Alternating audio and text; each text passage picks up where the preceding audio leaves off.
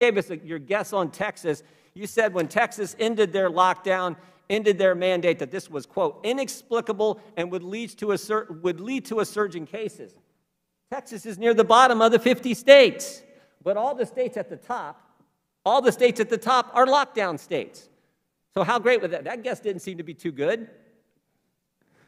What explains why Texas is so darn low compared to the rest of the states? Lockdown states have a much higher case rate than the state of Texas, which is over a month ago now, said we're not going to lock down, we're not going to have all these mandates that you say we have to have.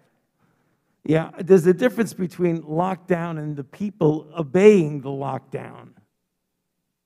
You know, you could have a situation where they say, we're going to lock down, and yet you have people doing exactly what they want to do. Is that what is happening in the top 8 states in the country? They're just not following what's been told? They're not listening to Dr. Fauci?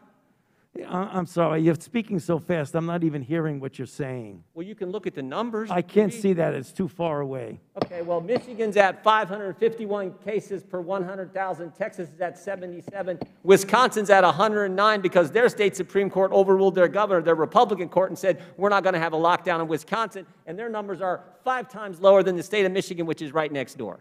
The German time has expired.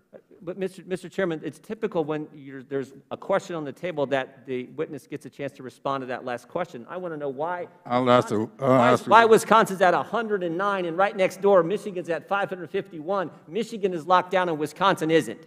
I think the gentleman answered you quite clearly. He didn't answer that. There's a big difference in being a lockdown state by order and being a state that obeys orders.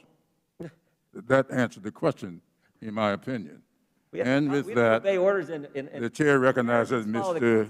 Christopher Morphy for 5 minutes.